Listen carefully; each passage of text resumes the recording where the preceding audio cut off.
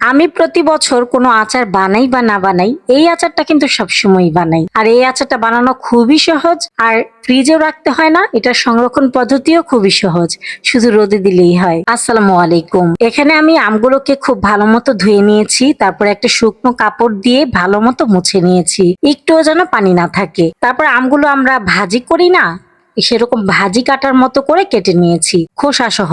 তারপরে আমগুলোকে আমি একটু রোদে শুকিয়ে নিচ্ছি, এক্সট্রা যে আমের পানিটা থাকে সেই পানিটা যেন না থাকে। এখন আমি একটা মশলা বানিয়ে নিচ্ছি। একটা ফ্রাই প্যানে আমি কয়েকটা শুকনা মরিচ আর 5 ফোড়ন দিয়ে দিলাম, হালকা করে টেলে নিচ্ছি শুকনো খোলায়।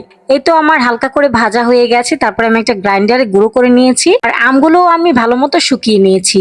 এমন ভাবে শুকিয়েছি যেন পানিটা না থাকে, মানে পুরোপুরি শুকানো যাবে না, যেন পানিটা শুকিয়ে যায়। এ পর্যায়ে আমি সবগুলো মশলা দিয়ে দিলাম এখানে, মানে আচারের মশলা সবগুলো দিয়ে দিলাম। তারপরে এখানে আমি আদা, রসুন, কাঁচামরিচ ছোট ছোট করে কেটে নিয়েছি, এগুলোকে আমি রোদে শুকিয়ে নিয়েছিলাম। এখন এগুলো একসাথে দিয়ে দিচ্ছি।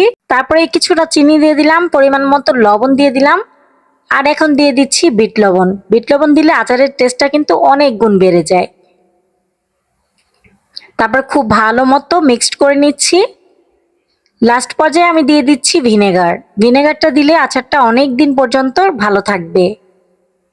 এই তো আমার আমগুলো মশলার সাথে মাখানো হয়ে গেছে। এখন আমি একটা শুকনো বয়ামের ভিতরে আমগুলোকে দিয়ে দিচ্ছি।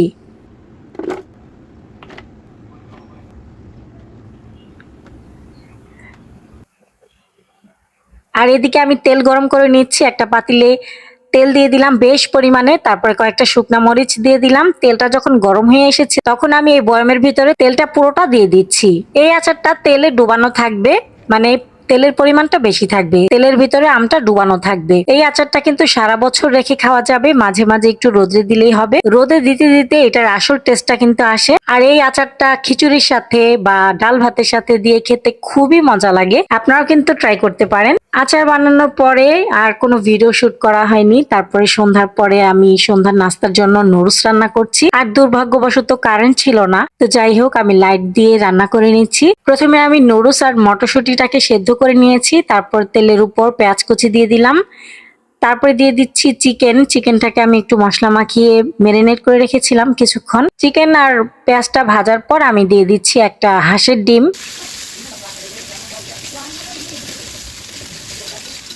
এখন দিয়ে দিচ্ছি সেদ্ধ করা নুডলস, তারপরে দিয়ে দিলাম নুডলসে যে মশলা থাকে সেইটা।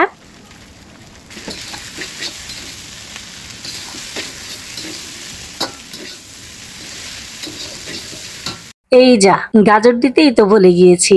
দেখেন কারেন্ট চলে গেছে তো, মানে খেয়াল নেই। গাজরটা আমি হালকা করে সেদ্ধ করে রেখেছিলাম। এই পর্যায়ে আমি গাজর দিয়ে দিলাম।